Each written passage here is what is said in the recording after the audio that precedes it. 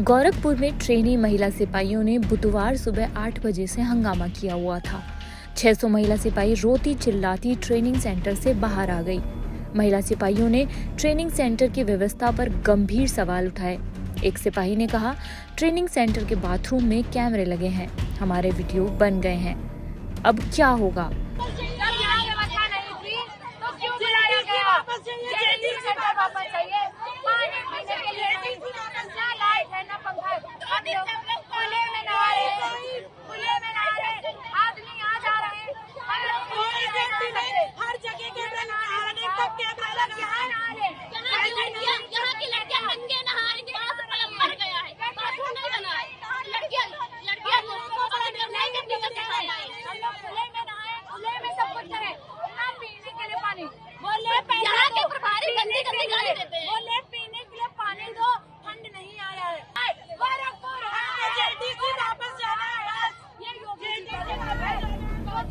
RO से 600 लड़कियां पानी पी रही है। सिर्फ एक आरओ से 600 लड़कियां पानी पी रही है। पंखे के लिए कह रहे हैं 30 लड़कियों में 4 पंखे लगे, वो भी कंडेंसर नहीं है उसमें। कह रहे पावर डाउन आ रहा है, अगर अपना पंखा लगा ले तो कह रहे बिल आएगा, बिल भरना पड़ेगा। अरे योगी जी कल आ रहे तो उनके लिए रोडें बन गई, हमारे लिए बिल आएगा, पंखे के लिए बिल आएगा। हमारे यहाँ गोंडा जेटीसी में कूलर 60 आए थे, इकट्ठे 60 कूलर आए थे, यहाँ पे सिर्फ 2 कूलर लगे। तीन दिन से पानी नहीं मिला है हम लोगों को। ऊपर से आरटीसी प्रभारी हम लोग को गाली दे रहे हैं, माँ बहन की गालियाँ दे रहे हैं।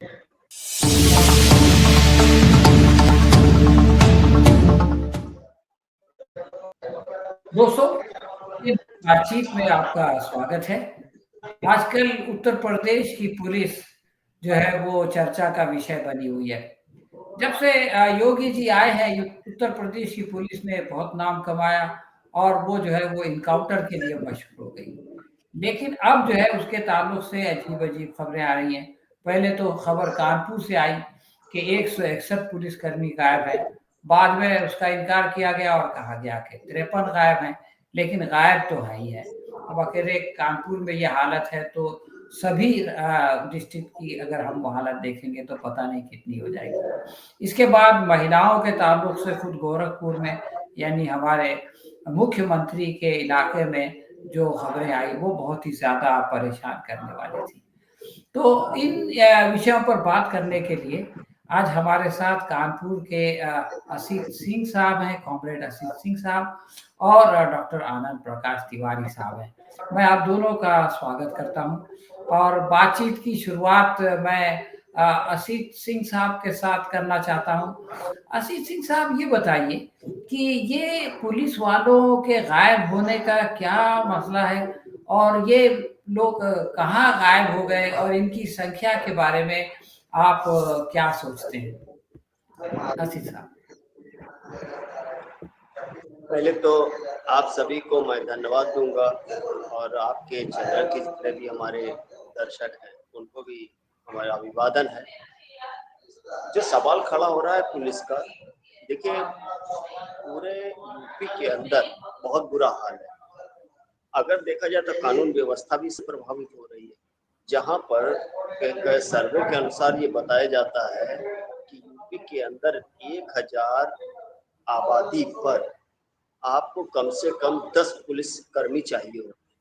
तो पुलिस की पहली तो क्षमताएं कम है, पुलिस फोर्स में भर्ती नहीं हो रही है और भर्ती भी हो रही है तो जो ट्रेनिंग प्रोग्राम होते हैं या और भी दूसरे तरीके की लिखित परीक्षाएं होती हैं वो समय से नहीं होती हैं और भर्ती भी समय से नहीं होती है और लिखित परीक्षाओं में अगर रिजल्ट भी जल्दी आ जाए तो हाई कोर्ट में मामला पेंडिंग हो जाता है। तो इस तरीके की कई समस्याएं पिछले महाकुंभ में भेजे गए थे ड्यूटी पर, उनमें से अधिकतर कम से कम 169 के लगभग है वो वापस ही ड्यूटी पर नहीं आए। कहाँ नदारद हो गए, कहाँ वो चले गए, उनका आज तक खुफिया विभाग में कोई रिपोर्ट क्यों नहीं दर्ज हुई, खुफिया विभाग आकर कर क्या रहा था। तो ये पूरा तंत्र जो है बिल्कुल भ्रष्ट हो चुका है। तो आय का स्रोत हो सकता है जिसको हम धन की शुरुआत कह सकते हैं, वो सारी चीजें जब यहाँ पर काउंट होने लगती तो ये सब चीजें गौड़ हो जाती है कि कोई आदमी कर्मचारी ड्यूटी पर है कि नहीं है, कौन कितने दिनों से गायब है, ये सारी चीजें तो पता लगनी चाहिए ना। और मालूम रहता है, अधिकारियों को मालूम रहता है, सारी चीजें मालूम होती है, लेकिन उसको आंख मूंद करके चलते रहते। जब कोई चीज अगर लीक हो जाती तब पता लगता है कि यहाँ पर तो बहुत बड़ी गड़बड़ हो गई, और वो आपके समाज में सामने आ जाता है और हमारे आपको उस पर चर्चा करने के लिए बैठते हैं। लेकिन सबको मालूम है कि अधिकारियों को कि नीचे कर्मचारी हैं नहीं है, अगर नहीं है तो क्यों नहीं है, सारी चीजें सबको मालूम रहती है। तो ये सारी व्यवस्था तो इनकी देन है, और ये कमजोरी पूरे सिस्टम की है।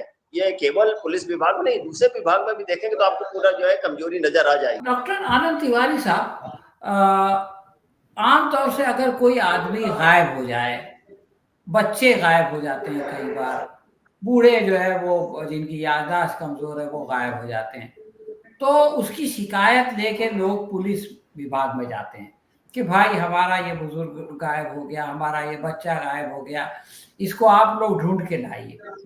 और पुलिस से ये अपेक्षा की जाती है कि उनको ये पता होगा, जैसा कि अभी असित कुमार साहब बता रहे थे कि उनको मालूम रहता है कि कौन कहाँ है, कौन कहाँ गायब है। और आजकल का ज़माना है, नेट का ज़माना है, तो मोबाइल के ज़रिए से बहुत आसानी से पता चल जाता है कि कौन कहाँ है और कौन जो है वो जिंदा है नहीं है। ऐसे में अकेले कानपुर से 161 लोगों के गायब, पुलिस वालों के गायब होने की खबर आती है। उसके बाद फिर उसको जो है उसका इनकार किया जाता है विभाग की तरफ से, और ये कहा जाता है कि ये ज्यादा है, लेकिन 53 तो है ही है। तो अगर विभाग की बात मान लिया जाए, अकेले कानपुर कमिश्नरेट में अगर 53 पुलिस वाले गायब हैं, तो पूरे उत्तर प्रदेश में कितने होंगे? और ये जो गायब हैं ये कहाँ चले गए? कुंभ में गए तो क्या वहां पानी में बह गए, या ये कि कहीं गायब हो गए? क्या हुआ क्या आपके ख्याल में तिवारी साहब? देखिए सर, ये हमारी सरकार बहुत ईमानदार सरकार है, ईमानदारी के साथ काम करती है, ईमानदारी के साथ बात रखती है। इसने एक बात ईमानदारी से इसने स्वीकार किया कि सरकार का काम लोक कल्याण नहीं है, सरकार का काम बिजनेस है। तो ये सरकार बिजनेस कर रही है, बिजनेस मतलब लाभ कमाना। और ये जो पुलिस है, पुलिस एक तरीके से स्टेटस सिंबल हो गया है। तो पुलिस को लोक कल्याणकारी कार्यों में सड़क पर लगाने से और चौराहों पर लगाने से तो जनता का काम है, लोक कल्याणकारी कार्य है, उससे कोई लाभ तो होता नहीं है, उससे कोई बिजनेस तो बनता नहीं है। और उसमें अगर बिजनेस बनता भी है तो उसका दूसरे तरह की बिजनेस बनता है।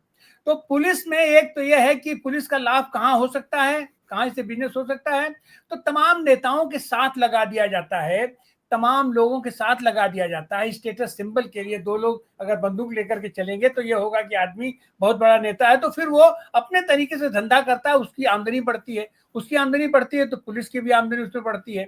तो पुलिस का एक तो यह है कि इस बीच आप उठाकर देखें, भर्ती तो हो नहीं रही है, तो जो लोग रिटायर हो रहे हैं या जो लोग मर रहे हैं उनका जगह तो खाली होता जा रहा है। और फल यह है कि इनकी एक तो संख्या कम है, उस संख्या को पूरा करने के लिए बीच में होमगार्ड भर्ती करने की व्यवस्था थी, तो होमगार्ड भी खाकी वाकी पहन करके पुलिस जैसे ही लगते थे, तो उनको भी लगता उनको हवलदार साहब कह दीजिए, पुलिस जी कह दीजिए, तो उतने से गदगद हो जाया करते थे। तो वह व्यवस्था भी आज की तारीख में बंद हो गई है। तो ये पुलिस भी जो जाती है, ड्यूटी पर जाती है, तो ड्यूटी पर जाने से जितना उसको मिलता है वह तो वहां मिलता ही है। सरकारी काम क्या है आज की तारीख में? सरकार कोई भी आदमी सरकारी पद लेना चाहता है, सरकार में छोटी छोटी नौकरी हो,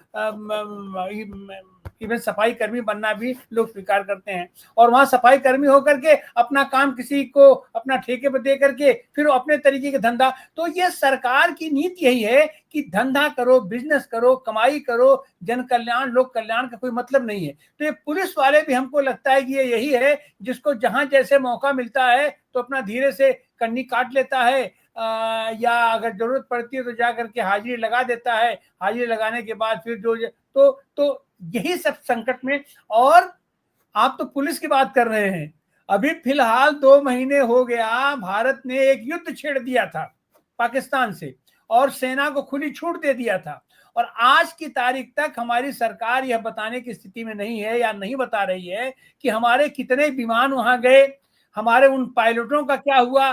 तो जहां पर चंद चुनिंदा 6 पायलटों का मामला है, 7 पायलटों का मामला है, जब वो ये नहीं खोज पा रहे हैं तो फिर आप कैसे उम्मीद करते हैं कि पुलिस तो एक ही तरीके का ड्रेस पहन करके होमगार्ड में रहते हैं, पुलिस रहते हैं, इनको ये कहां से खोज लेंगे? जो सरकार 300 किलो आरडीएक्स आज की तारीख में 6 साल हो गया और आज की तारीख तक वो नहीं खोज पाई कि वो क्या था। जो सरकार यही बनारस में ये मोदी जी का संसदीय क्षेत्र है, उसके कैंट स्टेशन के सामने इन्हीं का ठेकेदार वो पुल बना रहा था और उस पर हादसा हुआ। आज तक यह सरकार वो नहीं खोज पाई कि उसका काम कौन कर रहा था, उसका ठेका कौन लिया था और उसके लिए जिम्मेदार कौन है। तो आप कैसे उम्मीद करते हैं, आप एक कहाँ का जो तुम पाल रखे हैं कि वो एक एक पुलिस की का खोज करती रहेगी, जबकि वो स्वयं कह चुकी है कि सब लोग काम करो, सब लोग धंधा करो, सब लोग व्यवसाय करो, सब लोग तो अपना पुलिस वाले भी कर रहे होंगे, कहीं होंगे। अब उसके अब चूंकि कानपुर का मामला है तो अजीत जी को हो सकता है कि उसके लिए ज्यादा जानकारी हो, लेकिन हम तो देश के स्तर पर देख रहे हैं कि जब इतनी बड़ी बड़ी चीजें इतने कम लोगों में भी अगर ये नहीं खोज पा रहे हैं तो फिर इस पुलिस कर्मियों को कि आप क्या उम्मीद करते हो, उसको कैसे खोजा जा सकता है?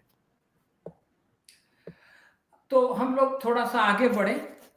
महिलाओं को जब प्रधानमंत्री मोदी 11 साल पहले जो है अपना प्रचार कर रहे थे, तो वो ये कहते थे कि बहुत हुआ महिलाओं पे अत्याचार, अब की बार मोदी सरकार। और वो ज़माना था जबकि दिल्ली में जो है वो एक लड़की का जो है वो बलात्कार हुआ था और उस पर जो है वो बहुत सारी राजनीति भी हुई थी, प्रधानमंत्री भी उनके घर गए थे वगैरह वगैरह, और योगी जी तो उनसे 2 कदम आगे हैं। लेकिन पुलिस जो ट्रेनिंग महिलाएं हैं और गोरखपुर में उनकी ट्रेनिंग हो रही है मुख्यमंत्री के क्षेत्र में, और वहाँ जो उनकी वीडियो और उनकी जो शिकायतें आई हैं कि उनको कोई सुविधा नहीं है और उनको डराया धमका जा रहा है, उनको जो है उनके साथ बदसलूकी की जा रही है। तो उनके बल्कि इतना बड़ा गंभीर आरोप लगा कि उनके शौचालय में जो है वो कैमरे लगे हुए हैं।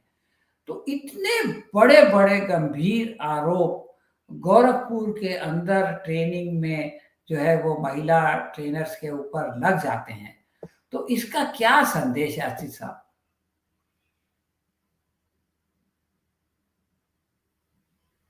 आप म्यूट हैं सर, म्यूट। डॉक्टर साहब, सबसे बड़ी चीज ये है कि सरकार कोई भी, मोदी सरकार ने ज्यादा गारंटी ली थी तो इसलिए उस गारंटी को लोग चैलेंज कर रहे हैं, और गारंटी में ये भी देख रहे हैं कि महिलाओं की सुरक्षा होनी चाहिए। मोदी जी ने भी कहा था कि बेटी बचाओ बेटी पढ़ाओ, लेकिन आज देखा जाए तो स्कूल बंद हो रहे हैं। स्कूल कौन बंद करवा रहा?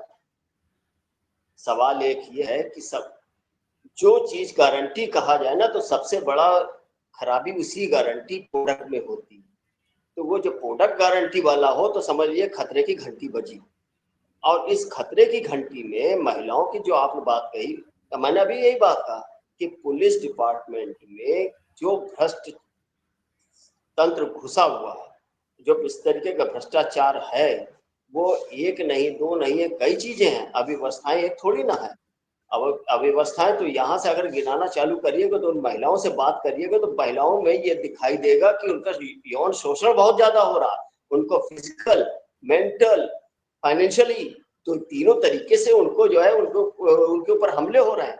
उस पर कोई चर्चा नहीं हो रही है। इसकी चर्चा इस वजह से हो गई कि अखबार में अभी कुछ दिनों पहले जिस तरीके से पता ये लगा कि उनके बाथरूम में कैमरे लगे हुए थे। ये लगाने वाले कौन थे? आप जब प्राइवेट एजेंसी को ठेका देंगे तो ये सिस्टम तो हो गई, सफाई का आप जो है प्राइवेट एजेंसी को दे देंगे, कोई परमानेंट भर्ती नहीं करेंगे जिससे कि जवाबदेही बन सके। जवाबदेही से ये सरकार भाग रही है, तो जवाबदेही में ये सब होना ही है। तो जवाबदेही से जहां भागती हुई सरकार हो तो आप एजेंसी को सारी मत्थे मर देंगे।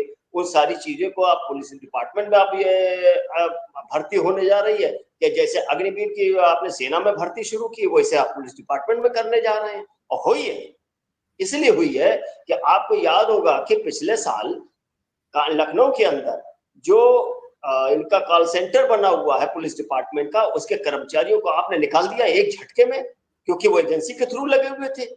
दूसरी एजेंसी को आपने कॉन्ट्रैक्ट दे दिया, वो अपने एम्प्लॉय रखेगा। तो ये जो सिस्टम बना हुआ है, तो करप्शन से ही, करप्शन के बेस पर, करप्शन की बुनियाद पर ये सारी चीजें बनी हुई है। और ये जो महिलाओं के साथ हो रहा है, ये यकीन मानिए, ये चाहे बाबा योगी बोले चाहे मोदी बोले, ये दोनों ही व्यक्ति बोलते कुछ और है, इनके मन में कुछ और होता है, दिल में कुछ और होता है, और इनके काम में भी दिखाई और देना कुछ और होता है।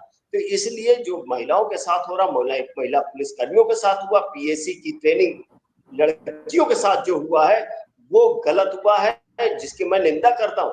और निंदा इस वजह से कर रहा हूँ कि सिस्टम में किसी को भी कोई भी राहत मिलने वाली नहीं है, चाहे वो पुलिस डिपार्टमेंट में हो, चाहे वो पुलिस डिपार्टमेंट के दूसरे विभागों में हो।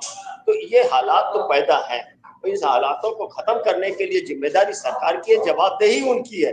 लेकिन जवाबदेही से बचने के लिए सरकार इधर उधर सारी जांच समितियां बैठा दी जाती हैं, जांच का आज तक क्या परिणाम निकला ये कोई बता नहीं सकता है। तो ये महिलाओं के साथ तो नहीं हो रहा, पुरुषों के साथ भी हो रहा है, वो भी सुसाइड कर रहे हैं, पुलिस डिपार्टमेंट हो या दूसरे कोई विभाग हो, सब में आज हालात ये है कि प्रेशर बहुत ज्यादा है, मानसिक रूप से भी, आर्थिक रूप से भी, शारीरिक रूप से भी। तो ये दबाव अब वो है, चाहे पुलिसकर्मी हो, पुरुष में हो, महिला में हो, सबको ये फेस करना पड़ रहा है। और इसका कोई इलाज नहीं है।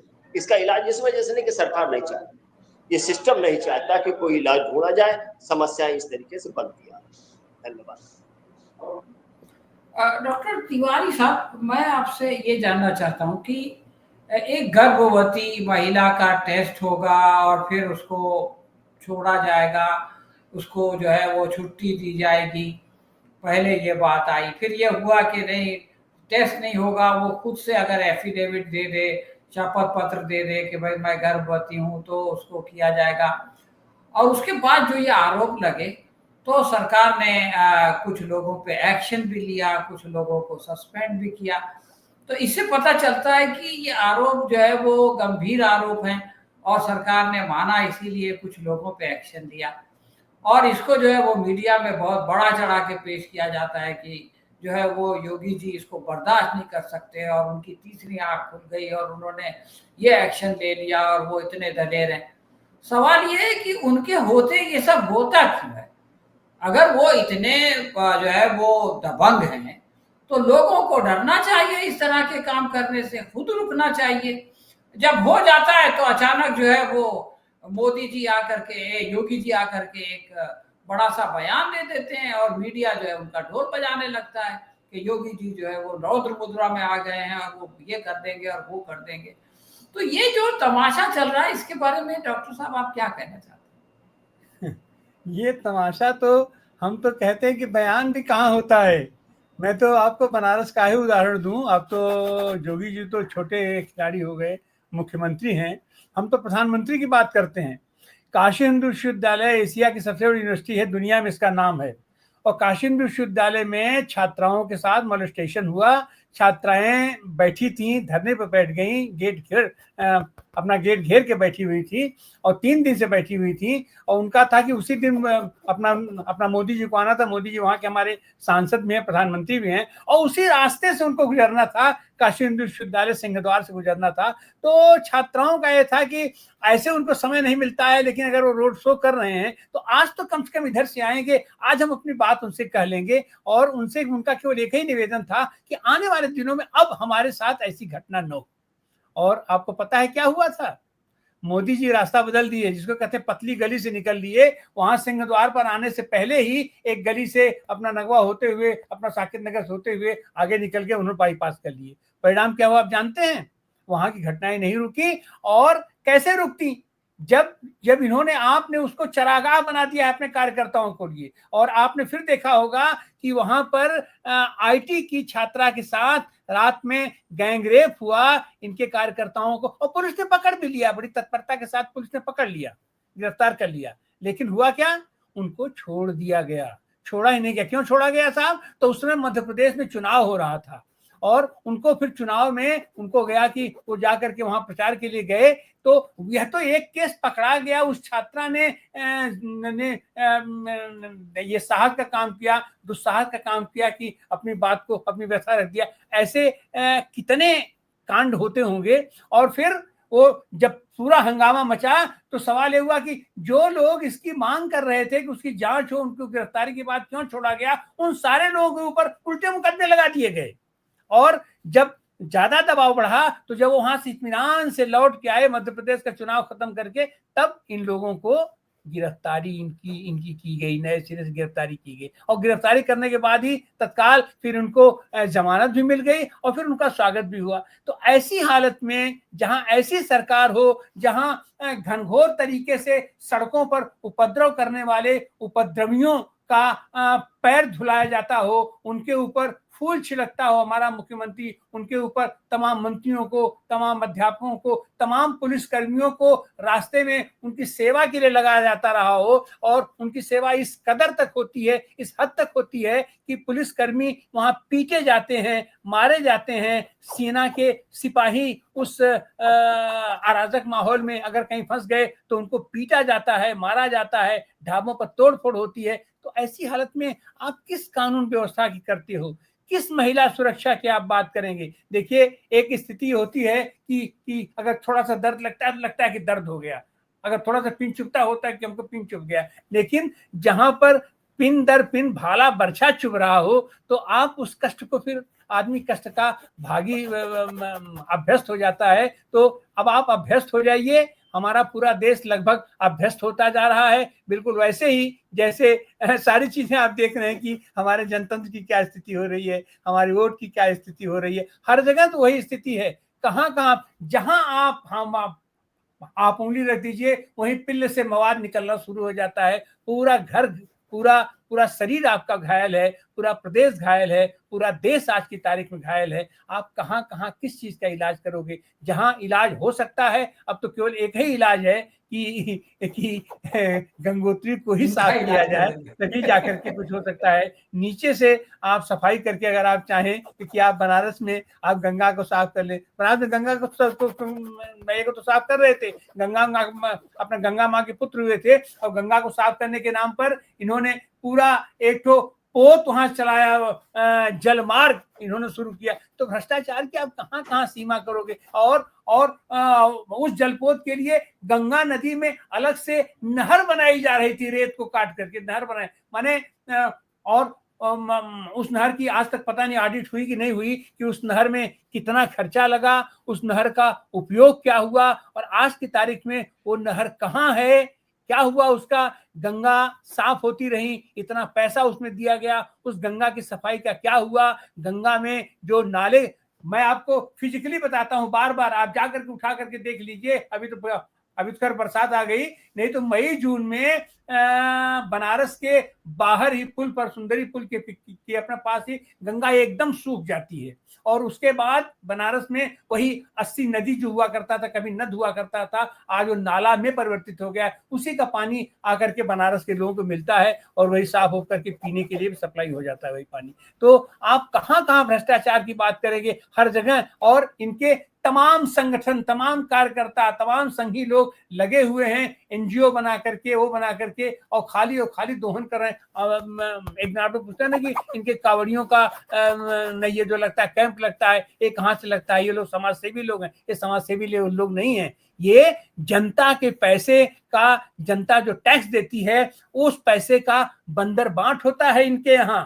उन समितियों को का वो पूरा धंधा चलता है। तो इनके चंद कार्यकर्ता इस पूरे लूटपाट अभियान में लगे हुए हैं, और सरकार भी उनको संरक्षण देती है, प्रश्रय देती है। आप जो कहे ना पुलिस वालों का, तो पुलिस वाले भी, उनको भी व्यक्तिगत कामों में व्यक्तिगत तरीके से लगा दिया जाता है, उनकी अटेंडेंस बनती रहती है, और कभी कभी अगर कहने के नाम पे जांच हो जाती है, इंक्वायरी हो जाती है, तो चूंकि सब जानते हैं, तो जो वहाँ इंक्वायरी करने जाते हैं उनके यहाँ भी ऐसे ही लोग लगे रहते छुपा करके। उनके यहाँ भी सब्जी आती है, उनके यहाँ भी बच्चा खिलाया जाता है, उनके यहाँ भी कुत्ता ढलाया जाता है। ऐसी हालत में भ्रष्टाचार इतने नीचे तक पहुंच चुका है अपना सलीम साहब कि आप उसको कहाँ क्या करेंगे। सच तो ये है कि अब तो गंगोत्री को ही साफ करने की जरूरत है। वहीं पर जो शीर्ष नेतृत्व जो करता है उसका असर नीचे तक पड़ता है, और अगर ये कैंसर पूरा फैल गया है आपके शरीर में, आपके देश में, प्रदेश में, तो हमको लगता है कि वह पूरी शरीर ही अब बदलने की जरूरत है, या उसका पूरा पूरा ढांचा ही बदलना पड़ेगा। और नहीं तो ऐसे हम लोग खाली चर्चा करते रहेंगे, चर्चा करके दुखी होते रहेंगे, दुख होकर के अवसादग्रस्त होंगे तो मानसिक रूप से हम विक्षिप्त हो जाएंगे, पीड़ित होंगे। और स्वस्थ नागरिक, स्वस्थ देश के लिए स्वस्थ नागरिक जरूरी है। तो ये लोग तो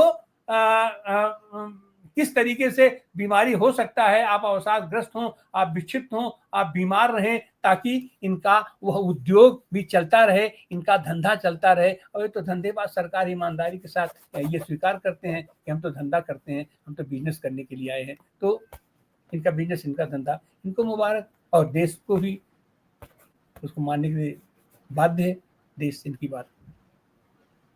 जी, तो डॉक्टर साहब की जब मैं बात सुन रहा था तो मुझको एक शेर याद आ गया, एक दो जख्म नहीं जिस्म है सारा छलनी, एक दो जख्म नहीं जिस्म है सारा छलनी, दर्द बेचारा परेशान है कहाँ से निकले।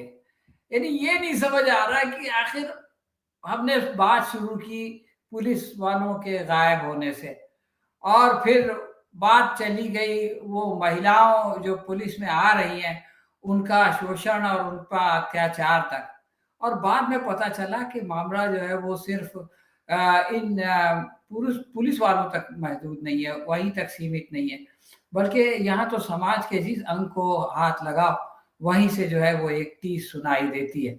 और जैसा कि डॉक्टर साहब कह रहे थे कि अब जो है वो इलाज की ज़रूरत है, और ऐसे इलाज की ज़रूरत है जो कि सारी बीमारियों को, बल्कि उस स्रोत को जहाँ से कि ये बीमारियाँ निकल रही है उनका इलाज किया जा सके। आप दोनों ने समय निकाला और इसके हवाले से बहुत ही कीमती बातें बताई, इसके लिए धन्यवाद। हम आगे भी आपसे बात करते रहेंगे। बहुत बहुत शुक्रिया।